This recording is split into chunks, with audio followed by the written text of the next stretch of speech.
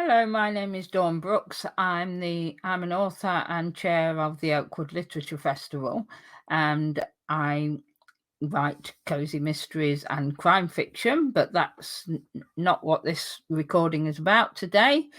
Today, this is all about the Platinum Jubilee and our history-making Queen. We thought it would be good to mark the Queen's Platinum Jubilee in some way, which is why we did the panel discussion earlier. And now I'm giving this short presentation on some of the things the Queen has done during her reign. So without any further ado, let's move on to her a little bit about her life. Even when a princess, Princess Elizabeth made this commitment in Cape Town in 1947 on her 21st birthday, and she gave that now famous speech, which included this sentence: "I declare before you all that my whole life, whether it be long or short, shall be devoted to your service." And we got the measure and a little bit of taste of what our Queen was going to be like, even when she was a princess. So let's move on to some of the things that she's done during her reign that are firsts. Obviously, this had nothing to do with her, and it certainly wasn't what she would have wanted. But her father, King George VI, died on the 6th of February 1952, and it's at that point that the Queen succeeded or acceded to the throne, and she became Queen. The coronation took place, as we know, some 18 months later. She was in Kenya when her father died and became the first sovereign in over 200 years to accede to the throne while abroad. At the age of 81, the Queen's grandmother, Queen Mary, was the first Queen to see a grandchild accede to the throne. Queen Mary sadly died before the coronation and was unable, obviously didn't attend because she wasn't there to attend. The coronation was the first service ever to be televised live, and for the majority of people, it was the first time they'd watched an event on television. So the BBC's broadcast was a historical breakthrough in broadcasting back in the day, and it was in colour. On the day of the coronation, on June the 2nd, 1953, news came through that a British-led expedition succeeded in the conquest of Mount Everest. Edmund Hillary was a New Zealander, and Tenzing Norgay was born a Sherpa but from India. They were the first people to reach the summit of Mount Everest on the 29th of May, and we've already discussed that in the newspaper panel discussion. So if you want to know more about that, have a look at the previous video. Queen Elizabeth was the first to carry out a state visit to Germany since 1913. She made that visit in 1965, and obviously prior to that, no reigning monarch had been since prior to the First World War. The Queen was also one who became a change agent. So out with the old, the Queen, Prince Philip and Princess Anne initiated the first royal walkabout during a tour of Australia and New Zealand. In the past, royalty had always been sort of behind closed doors and not accessible to the public, and just the wave, as we know that she has sometimes done during her reign. But on this occasion, she initiated a walkabout, and that marked the end of centuries of royal tradition and started a new tradition, which now William and Kate are quite famous for. She was the first monarch to visit China. In 1986, she visited the Chinese mainland and the first monarch to do so. Unfortunately, due to his occasional gaffes, the visit was overshadowed in the newspapers over here by some of Prince Philip's offensive comments, and would be highly offensive today.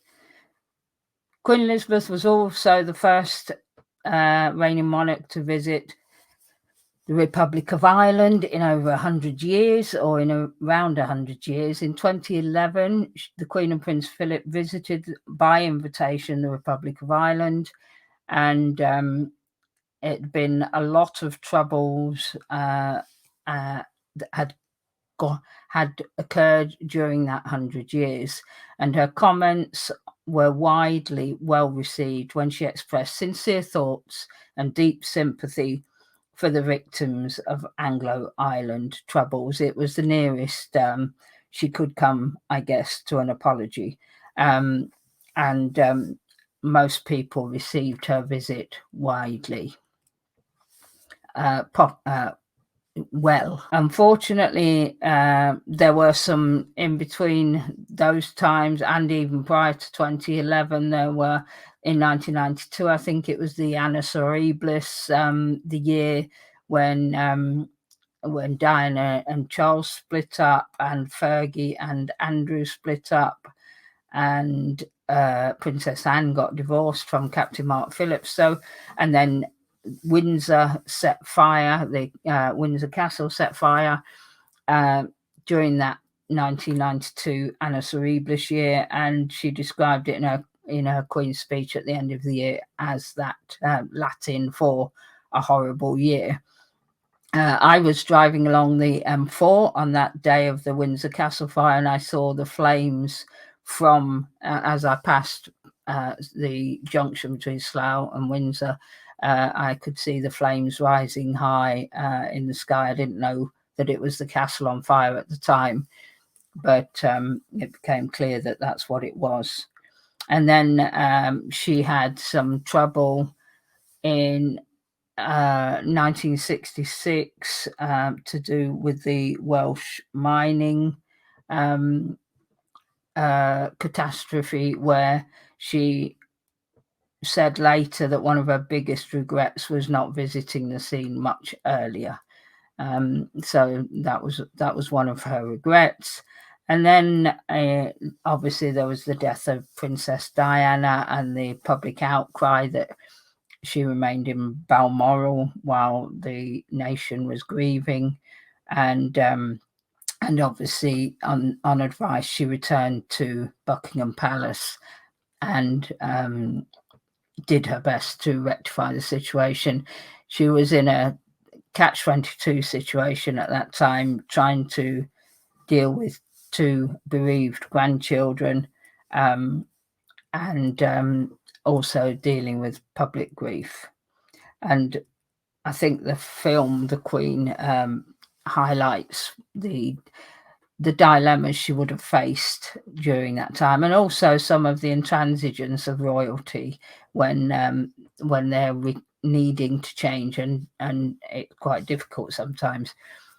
The standout memory from last year in April 2021 was following the death of her well-beloved husband, Prince Philip.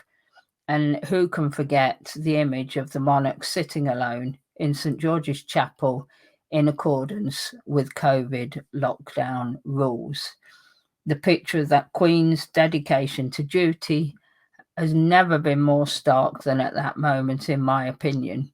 I believe that image will be etched on the nation's memory for years to come, and will most likely be remembered by historians as one of her most historical triumphs, the Queen who obeyed the rules. Queen Elizabeth has always been dedicated to duty and has always tried to do the right thing.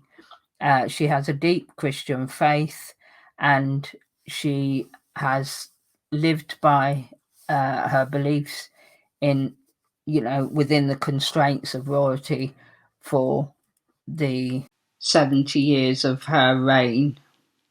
So now she becomes the longest reigning monarch.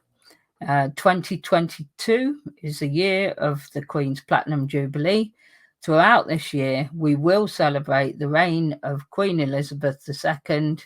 God save our Queen. In terms of the Oakwood Literature Festival, we're teaming up with Dementia Friendly Oakwood and the Oakwood Residents Association later this year to plant trees as part of the Queen's Green Canopy initiative.